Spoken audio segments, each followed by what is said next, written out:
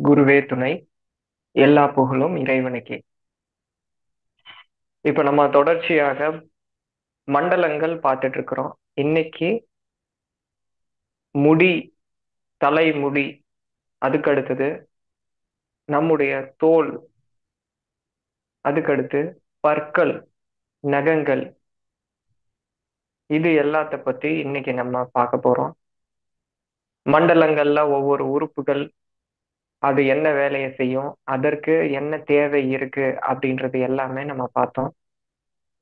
இப்ப இன்னைக்கு இந்த இன்குமேட்டரி சிஸ்டம் இதுல விட்டு போன உறுப்புகள், அது தோல். அதுக்கடுத்தது மற்ற விஷயங்கள், நம்ம உடல்ல சப்ளிமெண்டா இருக்கிற முடி, நகம், பற்கள், இது எல்லாமே. இதுல முதல்ல இப்ப பார்க்க போறது முடி, தலைமுடி, உடல்ல இருக்கக்கூடிய முடி, இத பத்தி பார்க்க போறோம். முடி, இந்த தலைமுடியில வரக்கூடிய பிரச்சனை என்னென்னன்னா, முதல்ல தலைமுடி அடர்த்தி இல்லாம போறது. அதுக்கடுத்து தலைமுடி, தலையில பொடுகு வருது, புழுவெட்டு, முடி முளைக்காம போறது, இளநரை, வெள்ளை முடி ஆகிறது. இது எல்லாமே முடியில வரக்கூடிய தொந்தரவுகள். இந்த தொந்தரவுகள் இது எதனால வருது அப்படின்னா, நம்ம செய்யக்கூடிய தவறுகள்னாலதான் வருது.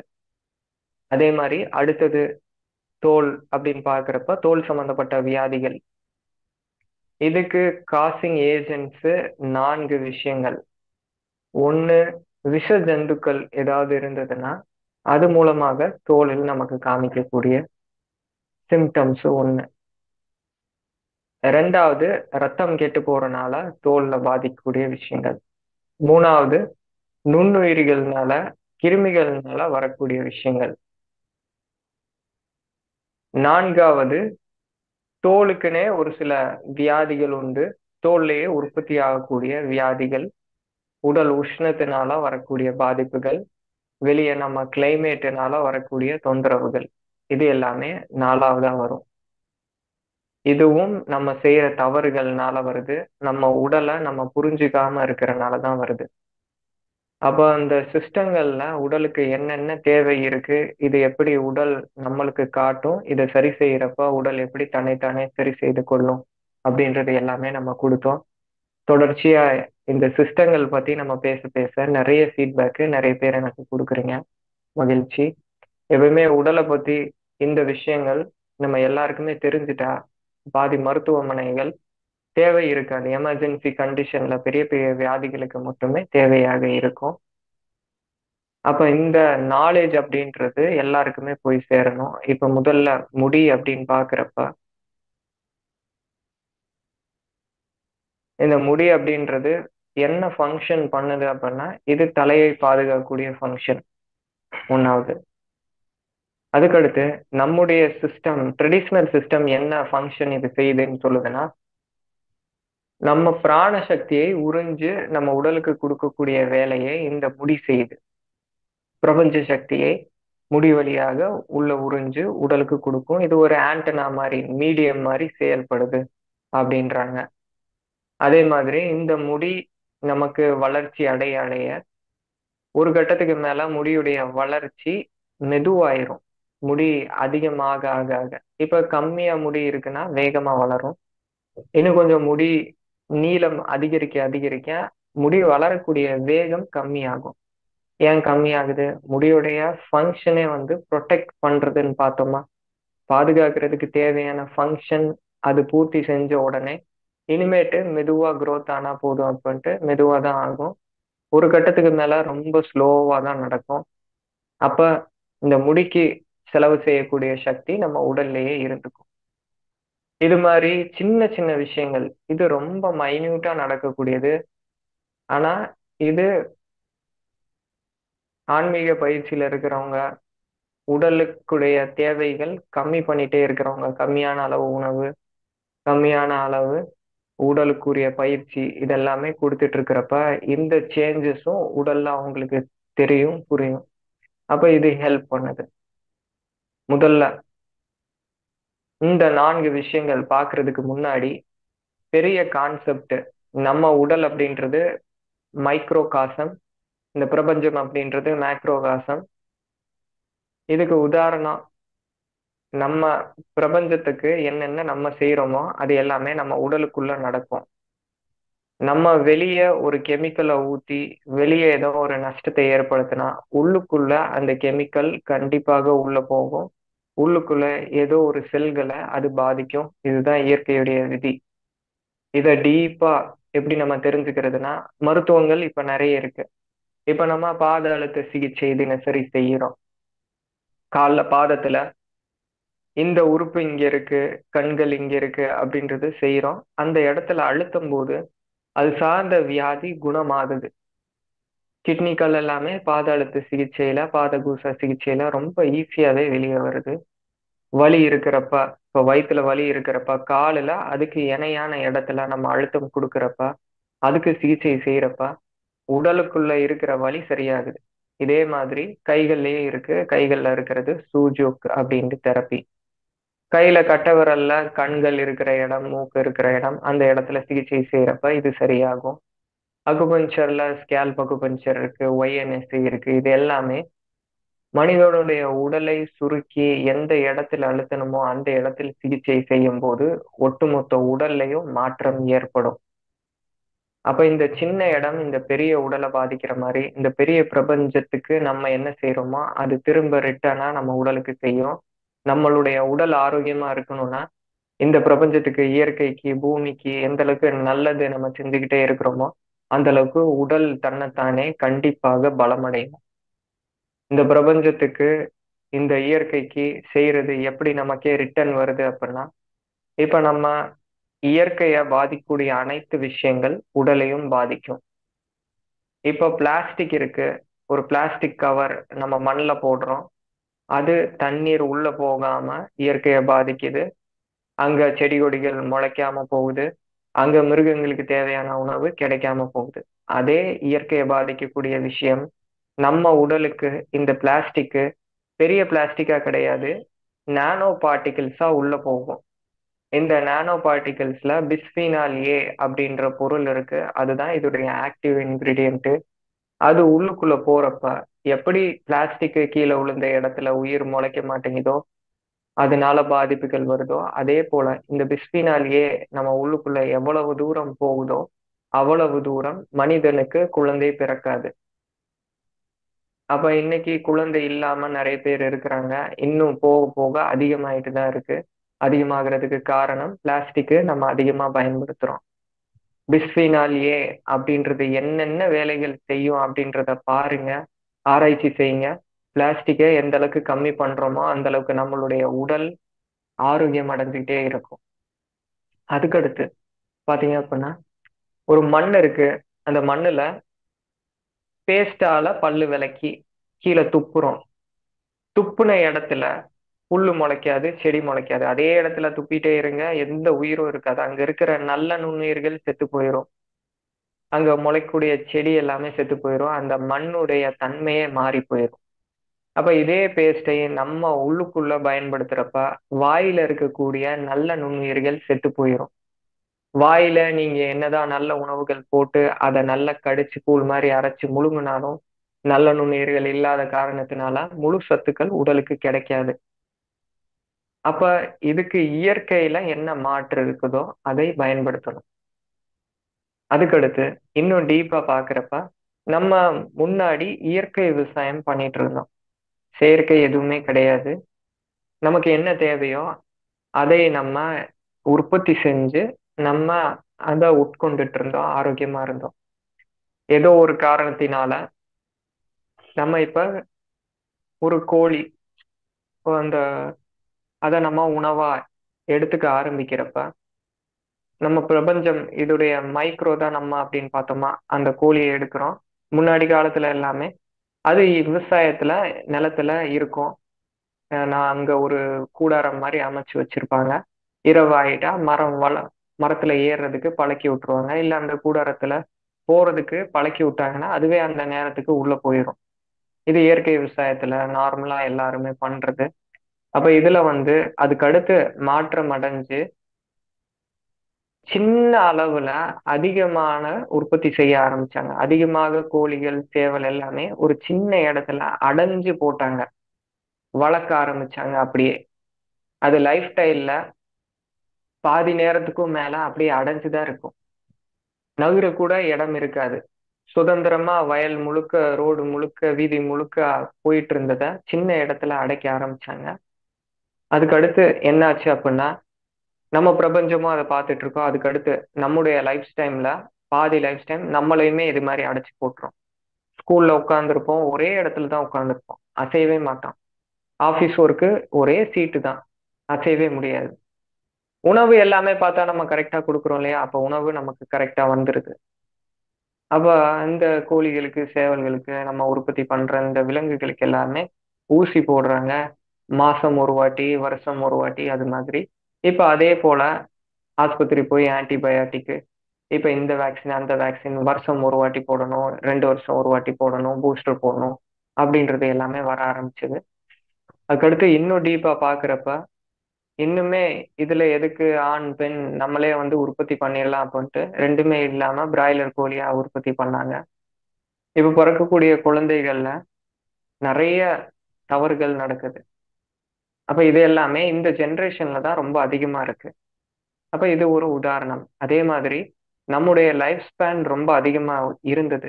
120, 100 வயசுக்கு மேல ரொம்ப ஈஸியாவே இருந்தது. அப்ப நம்ம பாரம்பரிய அரிசி, அரிசியில நம்ம எந்த ஒரு மாற்றத்தையும் செய்யாம அத சாப்பிட்டுட்டு இருந்தோம். யோகால மித்தாகாரம் என்ன சொல்லுது அப்படின்னா, நம்ம எந்த உணவை எடுத்துக்கிறோமோ, அதுடைய தன்மை நம்ம உடலுக்கு வரும் அப்படின்னு சொல்லுது. அப்ப இந்த அரிசி 6 மாசம், 1 வருஷம் வரக்கூடிய அரிசிய, அதோடைய லைஃப் ஸ்பேன நம்ம கம்மி பண்ணோம். அதோடைய லைஃப் ஸ்பேன நம்ம கம்மி பண்ணோனே, நம்முடைய லைஃப் ஸ்பேன் ஆட்டோமேட்டிக்காவே கம்மி ஆயிருச்சு. இதுதான் பெரிய கான்செப்ட். இது எல்லா மருத்துவத்திலயும் இருக்கிற கான்செப்ட். ஒரு வரும சிகிச்சை எடுக்கிறோம். இனி வரக்கூடிய சிகிச்சைகள், இப்ப இருக்கிற சிகிச்சைகள் எல்லாத்துலயுமே இந்த கான்செப்ட் தான் அப்ளை ஆகும். மைக்ரோ, மேக்ரோ கான்செப்ட் இதுக்கு பேரு. அப்ப எந்த அளவுக்கு முடியுமோ அந்த அளவுக்கு மேக்ஸிமம் இயற்கை விவசாயம் அதுக்கு ஆதரவு செய்யணும். இயற்கை விவசாயம் செய்றவங்க இப்ப நெறைய பேர் வந்துட்டாங்க. நெறைய பேர் பக்கத்திலேயே சென்னையில பக்கத்துல இருக்கிற கிராமங்கள்ல, இது மாரி மதுரையில, கோயம்புத்தூர்ல நெறைய இடங்கள்ல இருக்காங்க. ஞாயிற்றுக்கிழமை அப்ப அல்லது லீவு கிடைக்கிறப்ப இந்த இடங்கள்ல போய் விசிட் பண்ணுங்க. அந்த இடத்துல டைம் ஸ்பெண்ட் பண்ணுங்க. அங்க இருக்கிற இயற்கை பொருட்கள வாங்கி, அதை நம்ம சந்தைப்படுத்தலாம். இல்ல நம்ம தேவைக்காக அத வாங்கிக்கலாம். அது இயற்கை விவசாயம் செய்றவங்களுக்கு ஒரு ஊக்கமா இருக்கும். அதே மாரி இயற்கை விவசாய சந்தைகள் நெறைய இடத்துல நடக்குது. இப்ப இந்த சந்தை எல்லாமே டிவில விளம்பரம் வரதில்ல. நியூஸ் பேப்பர்ல விளம்பரம் வரதில்ல. அவங்களே விவசாயம் செய்றாங்க. விவசாய வேலை அப்படின்றது 24/7. எதுக்கு லீவ் எல்லாமே கிடையாது. ஒரு மாடு, ஒரு கால்நடைகள் வளர்க்குறப்ப, ஒரு ஃபங்ஷனுக்கு கூட கரெக்ட்டா டைம் ஸ்பெண்ட் பண்ண முடியாது. அதுக்கு தண்ணி வைக்கணும். அது மாரி எல்லாமே இருக்கும். அப்ப அவங்களால டிவி விளம்பரத்துக்கு, மற்ற விஷயங்களுக்கு எல்லாமே நேரம் செலவு செய்ய முடியாது. அப்ப இந்த சந்தை எங்கெங்க நடக்குது அப்படின்றதை நம்ம பரப்பு செய்யணும். இந்த சந்தை எல்லாமே பார்த்தீங்க அப்படின்னா, மகிழ்வனம் இயற்கையகம் வள்ளுவம் அப்படின்றதுல சென்னையில நடக்குது. கோயம்புத்தூர்ல சூலூர் செந்தில் குமரன் ஐயா அவரு பண்றாரு. இன்னும் நெறைய பேரு வானகம் சார்ந்து செய்றாங்க. இன்னும் நெறைய செய்றாங்க. இயற்கை விவசாய சந்தைகள் நடக்குது. இது சந்தை 2வது. அதுக்கு அடுத்தது சின்ன இடம். இப்ப எல்லாமே பார்த்தா வீடு கட்டுறப்ப மண்ணே இருக்க மாட்டேங்குது. மண் இருக்கிற இடத்துல தளத்த போட்டுர்றாங்க. ஒரு 3 சென்டுக்கு வீடு கட்டுறாங்க அப்படின்னா, 1 சென்டாவது காலி இடம் இருக்கணும். அந்த காலி இடத்துல தன்னால புல்லு முளைக்கும், மூலிகைகள் முளைக்கும். அந்த இடத்துல நமக்கு தேவையான விஷயங்கள், இத நம்ம முளைக்க வச்சு உணவு இதுல சேர்த்து எடுத்துக்கிறப்ப, உடல் எப்பயுமே ஆரோக்கியமா இருக்கும். இப்ப பார்த்தா கிட்னி ஃபெயிலியர் ரொம்ப ரொம்ப அதிகரிச்சுட்டே இருக்கு. நம்மள சுத்தி இருக்கிறவங்க, அவங்களையே பாருங்க. சின்ன குழந்தைகளுக்கெல்லாம் நெறைய கேன்சர் வருது. கிட்னி ஃபெயிலியர் எல்லாமே வருது. எல்லாமே வந்ததே கிடையாது. இப்ப நமக்கு கீழ இருக்கக்கூடிய இந்த ஜெனரேஷனுக்கு இப்பவே மூட்டு வலி, ஆஸ்டியோ ஆர்த்ரைட்டிஸ் இது எல்லாமே வருது அப்பன்னா, இன்னும் 50 வயசு அவங்களுக்கு ஆகுறப்ப, 60 வயசு ஆகுறப்ப எப்படி நிலைமை இருக்கும் அப்படின்றத யோசிச்சுக்கோங்க. அப்ப ஆரோக்கியம் இல்லாம இருக்கிறப்ப, உடல் எப்பயுமே உபாதையிலே இருக்கும். உடல் உபாதை இருக்கிறப்ப மனமும் தெளிவா இருக்காது. அது பெரிய ஒரு டிஸ்டர்பன்ஸா இருக்கும் ஹியூமன் கைண்டுக்கே. அப்ப அதுக்கு அடுத்தது வர்றது இந்த இயற்கை விவசாயம் அல்லது மாடி தோட்டம் உடனடியா ஸ்டார்ட் பண்றதுக்கு இதுக்கான பயிற்சிகளுமே நடத்துறாங்க. இந்த பயிற்சிகள்ல கலந்துக்கிட்டு இதை செய்யலாம். இந்த இயற்கை விவசாயம் சார்ந்த நம்மளால எந்த அளவுக்கு முடியுமோ அந்த அளவுக்கு பரப்புரை, அந்த அளவுக்கு செயல்கள் செய்யணும். 2வதா பார்க்கிறப்ப இயற்கை மருத்துவம். இயற்கை மருத்துவத்துல இப்ப ஆங்கில மருத்துவர்களே லைஃப் ஸ்டைல் சேஞ்சஸ் நிறைய சொல்ல ஆரம்பிச்சிட்டாங்க. அதே மாதிரி இந்த மருத்துவம் சிறந்தது அப்படின்ட்டு எதுவுமே கிடையாது. ஒவ்வொரு மருத்துவம் ஒவ்வொரு நிலைக்கு, ஒவ்வொரு வியாதிக்கு சிறந்தது. இப்ப ஒரு டிஸ்க் ப்ரொலாப்ஸ் இருக்கு. அப்ப டிராக்ஷன் பண்ணணும். பிசியோதெரபிஸ்ட் கிட்ட போய் டிராக்ஷன் பண்றப்ப அது சரியாகும். செர்விக்கல் ஸ்பாண்டிலோசிஸ்க்கு டிராக்ஷன் மருந்து. அப்போ மயோஃபேஷியலா நாட் இருக்கு. ஸ்ட்ரெச்சிங் பண்ணணும். அந்த ட்ரிகரை ரிலீஸ் பண்ணணும். அதுக்கடுத்து இப்போ ஒரு பைல்ஸ் இருக்கு, கிரானிக் கண்டிஷன் இருக்கு. அதுக்கு எல்லாமே மூலிகை மருந்துகள் நல்லா வேலை செய்யும். இயற்கை மருத்துவம் வலிகள் இருக்கு, அக்குபஞ்சர் நீடில் போட்ட உடனே வலி ரிலீஃப் ஆகும். பெயின் கில்லர்லாம் எடுத்துக்க வேண்டியது கிடையாது. ஒரு எமர்ஜென்சி கண்டிஷன் இருக்கு, இதுக்கு உடனடியாக இப்ப இப்ப இருக்கிற சுச்சுவேஷன்ல அதுக்கு இங்கிலீஷ் மெடிசன் நம்ம எடுத்துக்கிறப்ப அது சரியாகும். அப்ப இது மாதிரி எந்த மருத்துவம் அதை குணப்படுத்துமோ அந்த மருத்துவத்துக்கு நேரத்துக்கு நம்ம போறப்ப நம்ம உடல் பாதிப்பு இல்லாம சரியா தப்பிச்சுக்கலாம். உடல் ஆரோக்கியமா இருக்கும். இதுல இயற்கை மருத்துவம், இயற்கை சார்ந்த சிகிச்சைகள் இது அதிகமாகணும். அதுக்கு அடுத்தது ட்ரெடிஷ்னல் பிராக்டிசஸ், நம்ம மரபு வழி பயிற்சிகள் அப்படின்றது சிலம்பம், களரி பயிட்டு, கரலாகட்டை, யோகா பயிற்சி, இது எல்லாமே நம்முடைய பாரம்பரிய பயிற்சிகள். பாரம்பரிய பயிற்சிகள் எல்லாமே உடலுக்கு மட்டும் உள்ளுக்குள்ள போய் வேலை செய்யாது. உடல், அதுக்கு அடுத்தது உயிர் சக்தி, அதுக்கு அடுத்தது மனம், அதுக்கு அடுத்தது நம்முடைய பிலீஃப் சிஸ்டம், நாலேஜ் எல்லாத்தையுமே இம்ப்ரூவ் பண்றது இந்த பாரம்பரிய பயிற்சியில இருக்கு. நம்ம இப்ப ஜிம்முக்கு போறோம், வெறுமனே வெயிட்ட தூக்குறோம், பயிற்சி பண்றோம், இது உடலுக்கு மட்டும்தான். அப்ப சிலம்பம் செய்யறப்ப இது நம்முடைய பிராண சக்தியை அதிகப்படுத்தும். கிரில்லியன் போட்டோகிராஃபி இதுல பார்த்தா ஆறாவுடைய சைஸ் அதிகமாகும். சக்கரால இருக்கிற டிஸ்டர்பன்ஸ் எல்லாமே கரெக்ட் ஆகும். அதுக்கடுத்து நம்முடைய மைண்ட பிரசன்ட்ல வச்சுக்கோ. இந்த பாரம்பரிய பயிற்சிகள் எல்லாமே இது எல்லாமே பாரம்பரிய பயிற்சிகள். இது 3 தான் இது நம்ம பிரபஞ்சத்துக்கு செய்யற சொல்யூஷன், நம்ம உடலுக்கு கொடுக்கக்கூடிய சொல்யூஷன். இது எந்த சிஸ்டம் ஃபாலோ பண்ணாலும் நம்ம இந்த தவறுகள் செய்யறோம், இதை சரி பண்ணிக்கணும் அப்படின்ட்டு ஒவ்வொரு மண்டலமா சொல்லிட்டு இருக்கிறோம். அப்போ இந்த எல்லா மண்டலத்துக்குமே பேஸ் இந்த 3 தான். இதை 3 சரியா வச்சுட்டு அதுக்கப்புறமா அந்த மிஸ்டேக் எல்லாமே சரி செய்யறப்ப வேற எதுவுமே தேவை இருக்காது. இதை மட்டுமே ஃபாலோ பண்றப்பயே பெரிய பெரிய வியாதிகள் எல்லாமே சரியாகும். இப்ப முடி அப்படின்னு பாக்குறப்ப முடி இல்ல, எதனால் உண்டானது இந்த முடி? முடியில மேக்சிமம் இருக்கக்கூடியது புரதம், புரோட்டீன். அதுக்கடுத்து 2வதா பார்த்தா இரும்பு சத்து. இது 2ம் தான் மெயினா முடிக்கு தேவையான பலத்தை முடி கம்போஸ் பண்ணி இருக்குது. அப்ப முடி சரியா இருக்கணும் அப்படின்னா இது 2 சத்துக்களுமே தேவை. இதுல புரோட்டீன் அப்படின்றது எங்க செரிமானம் ஆகுதுன்னா நம்முடைய வயிற்று பகுதியில செரிமானம் ஆகுது. இந்த புரதம் அப்படின்றது நம்ம உடலுக்குள்ள அப்சர்வ் ஆகணும் அப்படின்னா இந்த வயிற்று பகுதியில ஆசிட் செக்ரீஷன் நல்லா இருக்கணும். ஹைட்ரோகுளோரிக் ஆசிட் செக்ரீஷன் நல்லா இருக்கணும். வயிற்றுல எந்த ஒரு தொந்தரவும் இருக்கக்கூடாது. அப்போ வயிற்றுல இந்த ஹைட்ரோகுளோரிக் ஆசிட் இதுடைய கான்சென்ட்ரேஷன் நல்லா இருக்கணும் அப்படின்னா இதுக்கு தண்ணீர் குடிக்கிறத முறைப்படுத்தணும். சாப்பிட்ட உடனே தண்ணீர் குடிக்க கூடாது. சாப்பிட்டு 1.5 மணி நேரம் கழிச்சு தேவையான அளவு தண்ணீர் தாராளமா குடிங்க. அதே மாதிரி உணவுக்கு 1 மணி நேரம் முன்னாடி தண்ணீர் குடிச்சுக்கோங்க. இது செரிமானத்தை பலப்படுத்தும். இது 1வது. அதுக்கு அடுத்தது புரத சத்து நிறைஞ்ச உணவுகள் தினசரி எடுத்துக்கணும். புரத சத்து நிறைஞ்ச உணவுன்றது முளை கட்டிய பயறுகள், இந்த ஸ்ப்ரவுட்ஸ், இது எவ்வளவு எடுத்துக்கலாம் அப்படின்னா ஒரு 40 கிலோ இருக்கிற ஒரு மனுஷன் 40 கிராம் அளவு எடுத்துக்கலாம். 50 கிலோ இருக்கிறவர் 50 கிராம் எடுத்துக்கலாம். இது மாதிரி பாடி வெயிட் இன் கிராம்ஸ் அந்த அளவுக்கு இந்த ஸ்ப்ரவுட்ஸ் தினசரி எடுத்துக்கிற பழக்கம் இருக்கணும். இந்த ஸ்ப்ரவுட்ஸ் அப்படின்றது உடல் பயிற்சிக்கு முன்னாடி எடுத்துக்கலாம், உடல் பயிற்சிக்கு அப்புறமா எடுத்துக்கலாம், எப்பனாலுமே எடுத்துக்கலாம். அப்ப இந்த புரத சத்து நிறைஞ்ச உணவுகள் தினசரி உணவுல இருக்கா அப்படின்றது செக் பண்ணிக்கோங்க. அதே மாதிரி புரத சத்து உறிஞ்சுறதுக்கு தேவையான ஆசிட் செக்ரிஷன் இருக்கணும். இது ஹைட்ரோகுளோரிக் ஆசிட் உடல்ல செக்ரீட் ஆனோனே, நம்முடைய வயித்துல செக்ரீட் ஆனோனே ஹங்கர் கான்ட்ராக்ஷன் நடக்கும். அப்ப ஒவ்வொரு முறை சாப்பிடுறதுக்கு முன்னாடி பசி எடுத்து சாப்பிடணும். அதுக்கடுத்தது 2வது சத்தா பார்க்கிறது இரும்பு சத்து. இந்த இரும்பு சத்து அப்படின்றப்ப, இரும்பு சத்து உள்ளுக்குள்ள நம்ம தினசரி எடுத்துக்கிறோம். நம்முடைய டெய்லி லைஃப் ஸ்டைல்லயே எடுத்துக்கிறோம். இரும்பு சத்து எதுல எதுல அதிகமா இருக்கு அப்படின்றத பார்த்து, தினசரி அது உள்ளுக்குள்ள போகுதா அப்படின்றது செக் பண்ணிக்கணும். எதுல எதுல இருக்குன்னா, கருவேப்பிலை அதிகமா இருக்கக்கூடியது, நெல்லிக்காய், முருங்கைக்கீரை, அத்திப்பழம், வெந்தயம் இதுல எல்லாமே இரும்பு சத்து அதிகமா இருக்கு. இன்னும் மற்ற உணவுகள்லயும் இருக்கு. இந்த உணவுகள் தினசரி உணவுல சேர்த்துக்கணும். இந்த இரும்பு சத்து உள்ளுக்குள்ள நமக்கு அப்சர்வ் ஆகணும் அப்படின்னா,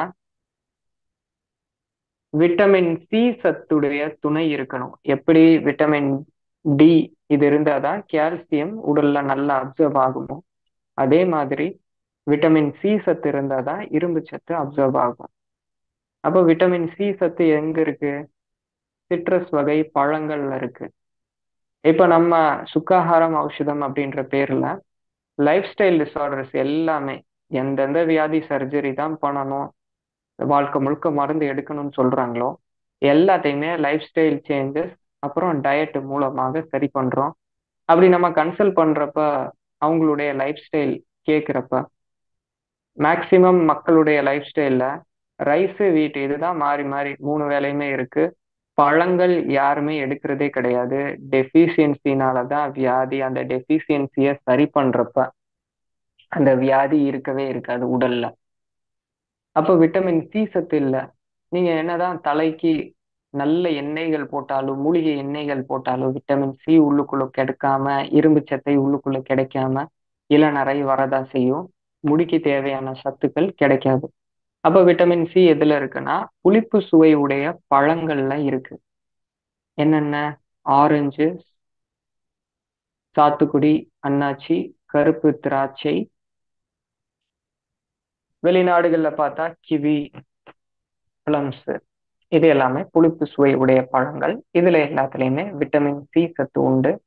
இதை தினசரி எடுத்துக்கணும். அல்லது விட்டமின் சி சத்து வேற எந்த உணவுல காய்கறிகள்ல பாத்தீங்க அப்படின்னா வெள்ளரிக்காய், அதுக்கடுத்து தக்காளி இதுல இருக்கு.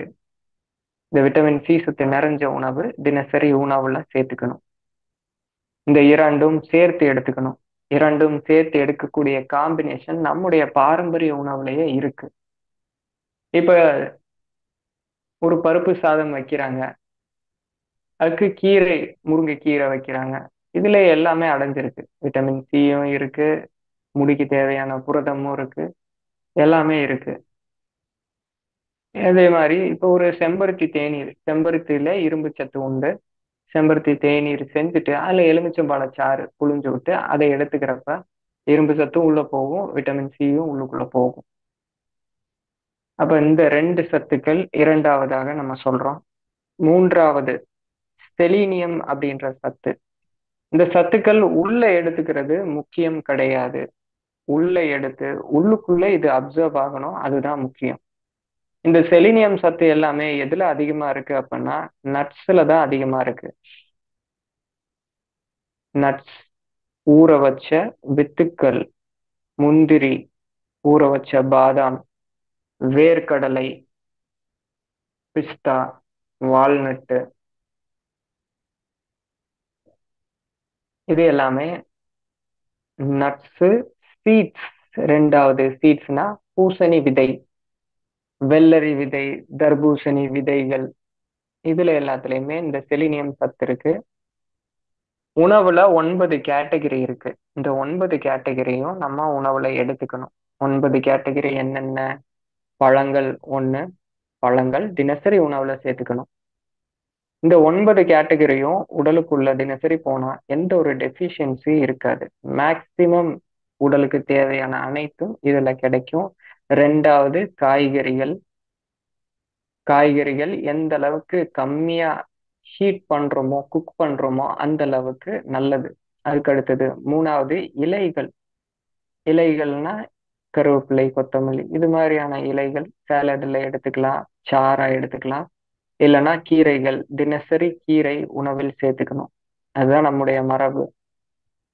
அதுக்கு அடுத்தது 4வது தினசரி சேர்த்துக்கணுன்றீங்களே, இது எல்லாமே முடியாது, சாத்தியம் இல்லை, எவ்வளவுதான் வேலை செய்யறது அப்படின்னா, நம்ம பழக்கம் எப்படி இருந்தது? இதுதான் ஆரோக்கியமான பழக்கம். இப்ப மதிய உணவு பார்த்தோம் அப்படின்னா, மதிய உணவு காய்கறி இருக்கும், அதுக்கடுத்து கீரை இருக்கும், அதுக்கடுத்தது பாரம்பரிய அரிசி சாதம் இருக்கும். என்னென்ன தேவையோ குழம்பு அல்லது சாம்பார், ரசம், கூட்டு, பொரியல் இது எல்லாமே. கடைசியில நாட்டு பசு மோர். இப்ப நாட்டு பசு மோர் கிடைக்காது, நாட்டு பசுவே இல்லை அப்படின்றப்ப ப்ரோபயாட்டிக் ட்ரிங்க் பயன்படுத்திக்கலாம். ப்ரோபயாட்டிக் ட்ரிங்க் உடைய செய்முறை எல்லாமே நம்ம நிறைய காணொளிகள்ல சொல்லியிருக்கிறோம். இந்த ப்ரோபயாட்டிக் ட்ரிங்க் அதுல நீங்க பாத்துக்கலாம். இப்ப எப்படி மதிய உணவு இருந்தது? மதிய உணவுல மிஞ்சுறது அதுதான் இரவு உணவா இருந்தது. அதுக்கு அடுத்தும் பாருங்க, அந்த சாதம் இருக்கும், அந்த சாதத்தை தண்ணி ஊத்தி வச்சிருவாங்க. அடுத்த நாள் காலையில முதல்ல குடிக்கிறது நீராகாரம். நீராகாரம் எடுத்துட்டு உடற்பயிற்சி செய்துட்டு அதுக்கப்புறமா அந்த பழைய சாதம் காலையில எடுத்துக்குவாங்க. அப்போ வேலை இதுதான் ரொம்ப ரொம்ப கம்மி. மதியம் மட்டும்தான் வேலையே. அப்ப இந்த லைஃப் ஸ்டைல் இதுலதான் எல்லாமே இருக்கு. பழைய சாதத்துல நிறைய சத்துக்கள் இருக்கு. இதுக்கு நம்ம சின்ன வெங்காயம் எடுத்துக்குவோம், பச்சை மிளகா தவிர்த்திடணும். இது எல்லாமே இரிட்டன்ட் அப்புறமா வந்தது. அப்ப இந்த கீரை இது 3வது கேட்டகரியில வர்றது. இலைகள் 3வது கேட்டகரியில உள்ளது. 4வது மலர்கள். மலர்கள்னா மலர்கள் தேநீரை ஆக்கி எடுத்துக்கலாம், இல்ல சமையல்ல பயன்படுத்திக்கலாம். இப்ப செம்பருத்தி தேநீர், ஆவாரம்பூ தேநீர். அப்புறம் உணவுல அப்படின்றப்ப வாழைப்பூ வாரம் 2 முறை. அதுக்கடுத்தது முருங்கைப்பூ இதை. இதெல்லாமே பூக்கள் நம்ம உணவுல தினசரி சேர்த்துக்கணும், இந்த பூக்கள் எல்லாமே.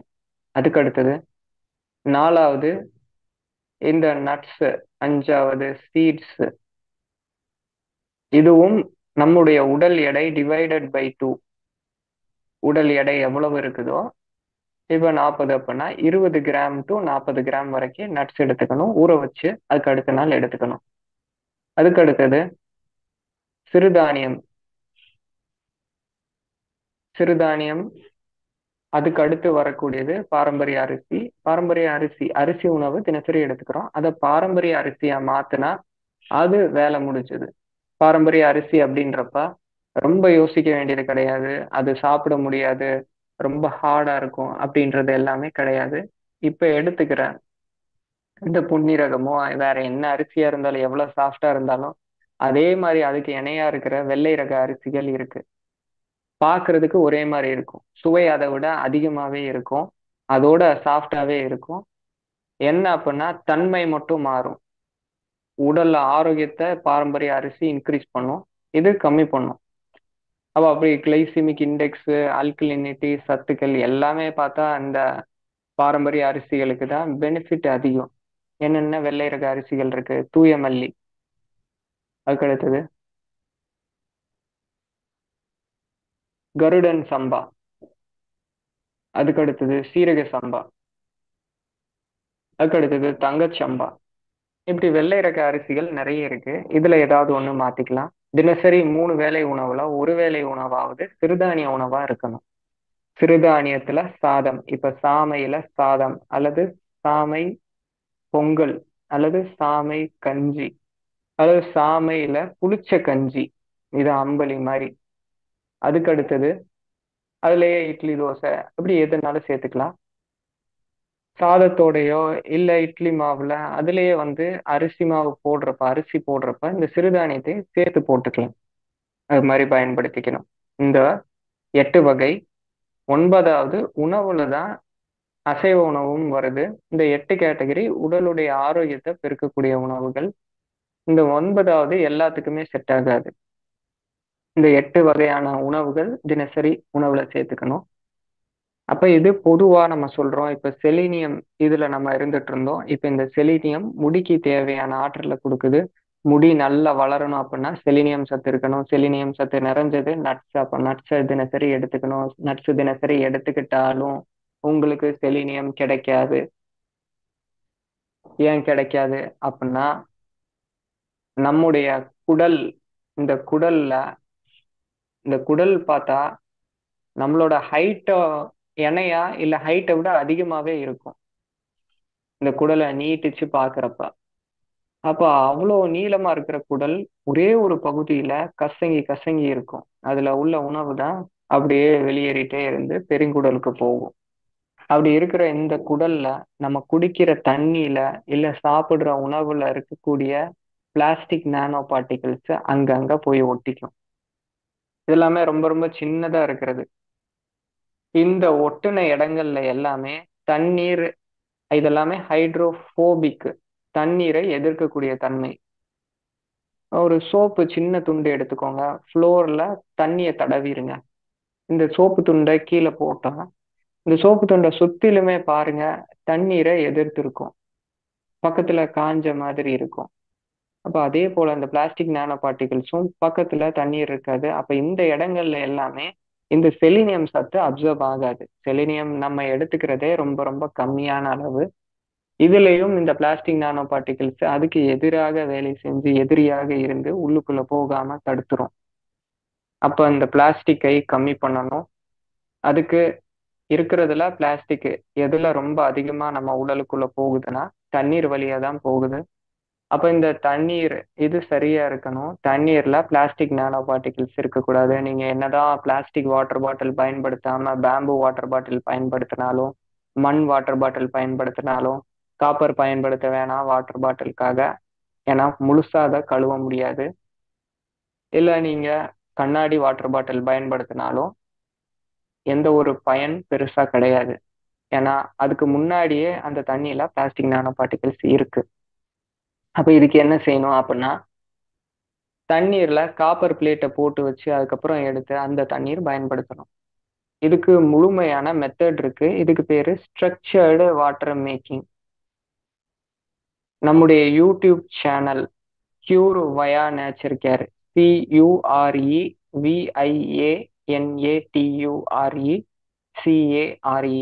கியூர் வயா நேச்சர் கேர். அதுல போய் பார்த்தீங்கன்னா ஸ்ட்ரக்சர்டு வாட்டர் எப்படி செய்யணுன்றது இருக்கு. அதுல நீங்க காப்பர் பிளேட் போட்டு வச்சு அந்த மெத்தட்ல தண்ணியை ரெடி பண்ணிட்டீங்க அப்படின்னா தண்ணீர்ல உள்ள பிளாஸ்டிக் நானோ பார்ட்டிகிள்ஸ் எல்லாமே நீங்கிரும். ரொம்ப ரொம்ப சிம்பிள். ஒரு 600 ரூபாய்க்கு காப்பர் பிளேட் மட்டும் வாங்கிட்டா லைஃப் லாங் யூஸ் பண்ணிக்கலாம். பிளாஸ்டிக் நானோ பார்ட்டிகிள்ஸ் மட்டும் இல்லாம தண்ணியில தேவையில்லாத கெமிக்கல்ஸ் பார்த்து பயப்படுவோம், குளோரின் ஃப்ளூரின், இதையும் கூட இது சரி செய்யும். தண்ணீர் மாத்தி குடிச்சா சளி பிடிக்கிறது, தண்ணீர் மாத்தி குடிச்சா உடலுக்கு ஒத்துக்காம இருக்கிறது, இதையும் இது சரி பண்ணும் இந்த ஸ்ட்ரக்சர்டு மேக்கிங் ப்ராசஸ். சரிங்களா? அப்ப இந்த ஸ்ட்ரக்சர்டு வாட்டரை செஞ்சு இதை எடுத்துக்கணும். அதுக்கு அடுத்தது செலினியம். சரி, இப்ப ஸ்ட்ரக்சர்டு வாட்டர் குடிக்க ஆரம்பிச்சாச்சு, பிளாஸ்டிக்கை கம்மி பண்ணியாச்சு. இப்பயாவது செலினியம் நம்ம உடல்ல அப்சர்வ் ஆகுமா அப்படின்னா இப்பயுமே ஆகுறது கொஞ்சம் கஷ்டம். ஏன் கஷ்டம்னா ஆல்ரெடி பிளாஸ்டிக் நானோ பார்ட்டிகிள்ஸ் குடல்ல இருக்கு. இனிமேட்டு தானே நீங்க பிளாஸ்டிக் நானோ பார்ட்டிகிள்ஸ் உள்ள கொடுக்காம இருக்கீங்க. இது எல்லாமே ரொம்ப ரொம்ப சிம்பிள். இது எல்லாமே ட்ராப். இந்த ட்ராப் இதை வச்சுதான் நிறைய ஹேர் growth இண்டஸ்ட்ரி எடுக்கிறப்ப ஹேருக்கு சப்ளிமெண்ட் எடுக்கிறீங்க, தலைக்கு நல்ல ஒரு தைலங்கள் போடுறீங்க, போடுறப்ப நல்லா இருக்கும். போடுறதை நிப்பாட்டிட்டா திரும்ப அந்த பிரச்சனை வரும். ஏன் வருது? ரீசன் இதுதான். இதுதான் பேஸ். அப்ப இந்த பேஸை கரெக்ட் பண்ணிட்டா நம்ம சொல்ற இந்த 3 விஷயங்கள் உள்ளுக்குள்ள போறப்பயே தலைமுடி சாத பிரச்சனைகள் எல்லாமே சரியாகும். பேஸ் உள்ள இருந்து வேர்ல இருந்து சரி பண்ணணும். சரி, அப்போ ஒரு முறை பேதி எடுத்துக்கோங்க. பேதி எடுத்துக்கிறப்ப கழிவுகள் எல்லாமே நீங்கிரும். நீங்கினதுக்கு அப்புறமா அதுக்கு அடுத்து இந்த பிளாஸ்டிக் நானோ பார்ட்டிகல்ஸ் உட்கொள்றத குறைச்சிருங்க. செலினியம் தினசரி எடுத்துக்கோங்க. உடலுக்கு தேவையான அளவு புரதச்சத்து கொடுங்க. அதுக்கடுத்து இரும்பு சத்து, விட்டமின் சி சத்து இதை கொடுங்க. 9 வகையான கேட்டகரியில இருக்கிற உணவுகளையும் தினசரி எடுத்துக்கோங்க. இந்த முடி அப்படின்றது நம்ம உடல்ல வாட்டர் எலிமெண்டை சார்ந்தது. நம்முடைய சிஸ்டங்கள்ல வரக்கூடிய ஸ்பீச் தொடர்ச்சியா பாத்தீங்கன்னா, வாட்டர் எலிமெண்ட்ல என்னென்ன உறுப்புகள் இருக்கு, ஸ்பேஸ்ல என்னென்ன உறுப்புகள் இருக்கு அப்படின்றத எல்லாமே நம்ம சொல்லுவோம். அப்போ வாட்டர் எலிமெண்ட்ல என்னென்ன இருக்குன்னா, kidney, urinary bladder, reproductive system, காதுகள், அதோட சேர்த்து முடி, அதோட சேர்த்து உடம்புல இருக்கிற எலும்பு, இது எல்லாமே வாட்டர் எலிமெண்ட்டை சார்ந்தது. வாட்டர் எலிமெண்ட்டை சார்ந்தது தான் இது எல்லாமே. இப்ப இந்த சிஸ்டத்துல ஏதோ ஒரு பாதிப்பு இருக்குன்னா, முடியும் பாதிக்கும். இப்ப பாருங்க, கர்ப்பப்பை சார்ந்த பிரச்சனை இருக்கு. தலைமுடியும் பாதிச்சிருக்கும். ஆண்களுக்கு இனவிருத்தி மண்டலம் சார்ந்த தொந்தரவு இருக்குன்னா, அது முடியில காமிச்சிரும். இப்ப கிட்னி சார்ந்த தொந்தரவு இருந்தாலும், அதுவும் முடியில காமிக்கும். சின்ன குழந்தைங்களுக்கே பாருங்க, சின்ன குழந்தைங்கள எடுத்து அவங்களுக்கு கரெக்ட்டா கிட்னில தொந்தரவு எதுவும் இருக்கு. கால் வீங்குது, கிரியேட்டின் அளவு அதிகம் அப்டின்னா, அது கண்டிப்பா முடியில அவங்களுக்கு காட்டும். முடியுடைய வளர்ச்சி, முடியுடைய அடர்த்தியின்மை இதுல காட்டிரும். கிட்னி நல்ல பலமா இருக்கிறப்ப, நீர் மண்டலத்துல உள்ள அனைத்து உறுப்புகள் ஸ்ட்ராங்கா இருக்கிறப்ப, இந்த முடியும் வெளிப்படையா, வெளி தோற்றமா இது வெளிய காட்டுறது, முடியும் ஸ்ட்ராங்கா இருக்கும், அடர்த்தியா இருக்கும், ஆரோக்கியமா இருக்கும். அதே மாதிரி இத பார்சியலா கனெக்ட் பண்றது கல்லீரல். கல்லீரல்ன்றது ஸ்பேஸ், ஆகாயம் சார்ந்த உறுப்பு. அப்ப கல்லீரல் சார்ந்த வியாதிகள், கல்லீரல் இயக்கம் கம்மியா இருக்கிறப்பயும் முடியுடைய வளர்ச்சி, முடியுடைய ஆரோக்கியம் கெட்டுப் போகும். கல்லீரல் அப்படின்றது எதனால கெடுது அப்படின்னா, கல்லீரலுடைய நேரம், கல்லீரல், பித்தப்பை இணை உறுப்புகள் நேரம் பாத்தீங்கன்னா 11 to 3. இந்த நேரம் தூங்காம, இந்த நேரம் விழிச்சிருக்கிறப்ப, இந்த நேரத்துல உடலுக்கு நீங்க எதுவும் வேலை குடுக்குறப்ப, கல்லீரல் தன்னைத்தானே சரி பண்ணிக்கிற நேரத்துக்கு, நீங்க உங்களுடைய எனர்ஜிய கண்ணுக்கோ, இல்ல வேற எதுக்காவது பயன்படுத்துறப்ப, கல்லீரல் தன்னைத்தானே சரி பண்ணிக்காது. கல்லீரல் தன்னைத்தானே சரி பண்ணிக்காம இருக்கிறப்ப, ராஜ உறுப்பு கெட்டுப் போயி, அனைத்து உறுப்புகளும் கெட்டுப் போகும். நேரா இது முடியில தான் காட்டும். ஒண்ணுமே இல்ல. கீழாநெல்லி பொடி, கரிசலாங்கண்ணி பொடி. இத மட்டும் எடுத்துக்கோங்க. இந்த முடியுடைய வளர்ச்சியில சேஞ்சஸ் பாருங்க. நான் எப்பயுமே எந்த மருந்தும் பழக்கமா ஆக்கிக்க சொல்ல மாட்டேன். இது ஏன் சொல்றேன்? சேஞ்சஸ் பாருங்க அப்படின்னு தான் சொல்றேன். இந்த பொடி எல்லாமே ரொம்ப ரொம்ப நல்லது.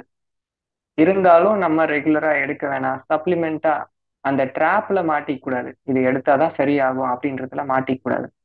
நம்ம சொன்ன இந்த சத்துக்கள் எடுத்துக்கிட்டாலே முடிய வளர்ச்சி செய்யும். கல்லீரலுக்கும் முடிக்கும் சம்மந்தம் இருக்கு அப்படின்றதுக்காக நான் இத சொல்றேன். அதுக்கு அடுத்தது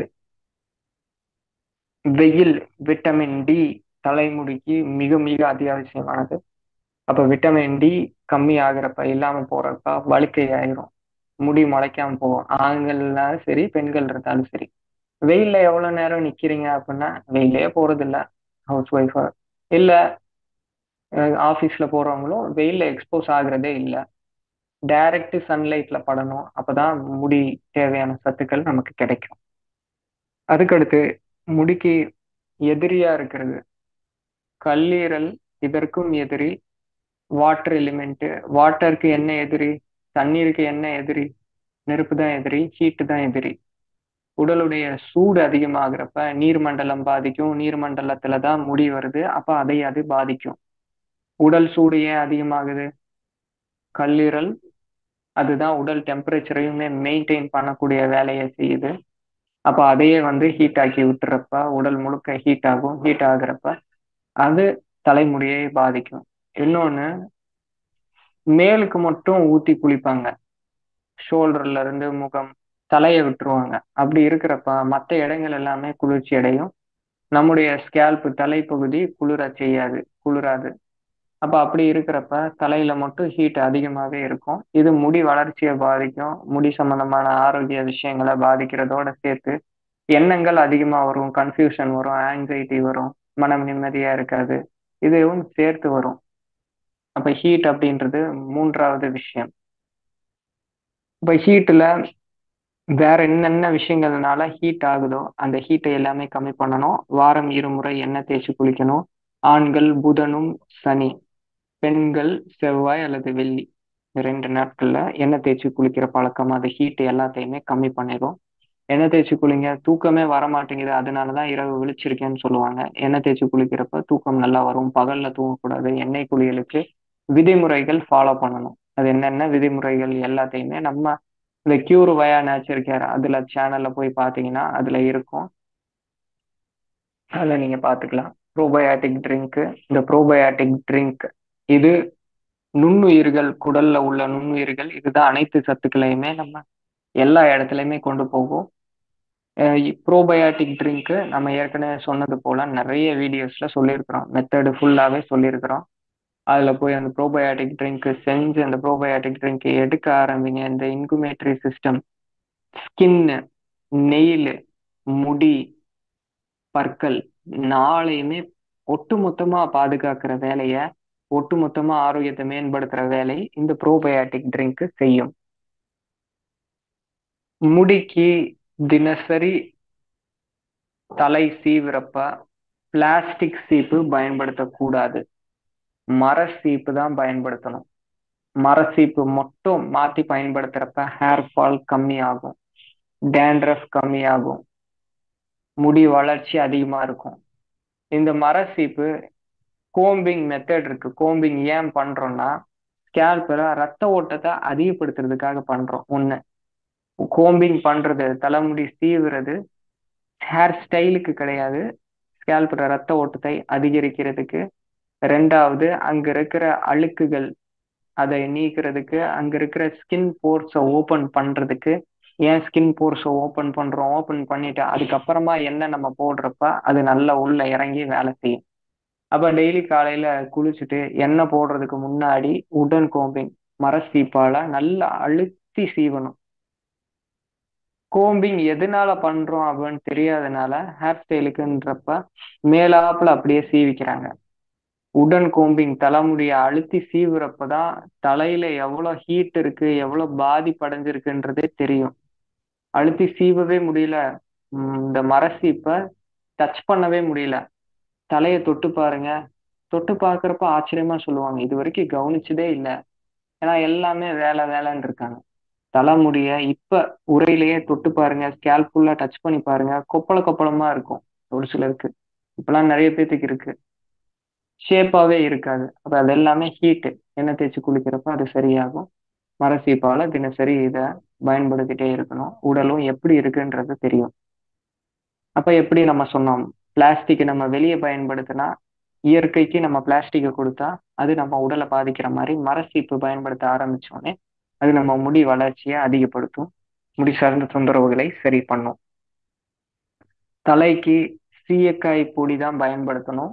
வாட்டர் வாஷ், வெறும் கோல்டு வாட்டர் வாஷ் இதுவே போதும். ஷாம்புவோ வேற பொடிகள் எதுவுமே தேவையில்லை. தேவைப்பட்டா வாரம் ஒரு முறையோ இல்லை 2 முறையோ சீயக்காய் பொடி மட்டும் போட்டு குளிச்சுக்கலாம். இல்லை தண்ணீர் மட்டுமே போதும், அதை மட்டும் சேர்த்து குளிச்சுக்கலாம். கண்டிப்பா டெய்லி தலை குளிக்கிறப்ப தலைய வெயில்ல தான் காய வைக்கணும். தலைய இல்லைன்னா நல்லா காய வச்சிடணும். தலைய காய வைக்காம இருந்து அது சைனசைட்டிஸோ, தலைபாரம், ஹெட்ஏக்கு இது மாதிரியான தொந்தரவுகளுக்கு இன்க்ரீஸ் பண்ணிடக்கூடாது. அது ஒரு வலியா இருந்துடக்கூடாது. இதை பார்த்துக்கணும். முடியாது அப்படின்றப்ப தண்ணி கோல்டு வாட்டர்ல ஒரு துண்டையோ இல்ல வேற துணியவோ நனைச்சு நல்லா புழிஞ்சு இதை தலையில ஃபுல்லா தலப்பா கட்டி மாதிரி கட்டிக்கணும். கட்டிட்டு அதுக்கப்புறமா மேலுக்கு மட்டும் குளிச்சாலும் அதனால தலைக்கு மட்டும் ஹீட் இன்க்ரீஸ் ஆகுறது தடுக்கப்படும். அப்படி குளிச்சுக்கலாம். அதுக்கு அடுத்தது தலைக்கு தேவையான எண்ணெய். தலைக்கு டெய்லி எண்ணெய் வைக்கணும். ரொம்ப குளிர் பிரதேசத்துல இருக்கிறவங்க அவங்கள தவிர்த்து மற்ற ஏரியால இருக்கிற எல்லாருமே நம்ம எல்லாருமே எண்ணெய் தினசரி போடணும். இந்த எண்ணெய் அப்படின்றது நிறைய வெயில்ல வேலை இருக்கு அப்படின்னா விளக்கு எண்ணெய், விவசாய வேலை இது எல்லாமே இருக்குன்னா விளக்கு எண்ணெய், இல்லைன்னா தேங்காய் எண்ணெய். இந்த மூலிகையில நிறைய மூலிகைகள் இருக்கு. அந்த மூலிகை முடி வளர்ச்சியை அதிகப்படுத்துற மூலிகை. இது எல்லாமே ட்ரைகோஜெனிக் ஹெர்ப்ஸ்னு அர்த்தம். அதை அந்த எண்ணெயில சேர்த்து காய்ச்சி அதை தலைக்கு போட்டுக்கலாம். நம்ம கிட்டயுமே இந்த பால்வர்தக் ஹேர் ஆயில் 21 மூலிகைகள் சேர்ந்த ஹேர் ஆயில் நம்ம கிட்ட கிடைக்கும். அதை வாங்கி பயன்படுத்திக்கலாம். அப்ப எண்ணெய் வைக்கிறது தினசரி வைக்கணும். இந்த தலைமுடி மட்டும் கிடையாது, உடல்ல இருக்கிற அனைத்து முடி இதுவும் ரொம்ப ரொம்ப முக்கியமான வேலைகள் செய்து அதுக்கு டோட்டலாவே பாதுகாக்கிறது. தலைக்கு தலைமுடிக்கு எண்ணெய் வைக்கிறது, தினசரி வைக்கிறது. மத்த ஸ்கின்ல இருக்கிற முடி அனைத்தையும் பாதுகாக்கக்கூடியது. உள்ளுக்குள்ள நம்ம எடுத்துக்கிற கொழுப்பு சத்து. இந்த கொழுப்பு சத்து தான் நம்ம தலை, அப்புறம் ஸ்கின்னுக்கும் வெளியே வரக்கூடிய இந்த முடிக்கும் புடிச்சு வச்சுக்கிற அந்த ஒரு பொருள். அது கொழுப்பு. கொழுப்பு சத்து நிறைந்த உணவுகள் எடுத்துக்கணும். நல்ல கொழுப்பு உடைய உணவுகள் எடுத்துக்கணும். எண்ணெய் குளியல் எடுத்துக்கிறப்ப உடல்ல இருக்கிற முடி எதுவுமே பாதுகாக்கப்படும். இதுவும் ரொம்ப ரொம்ப முக்கியம்.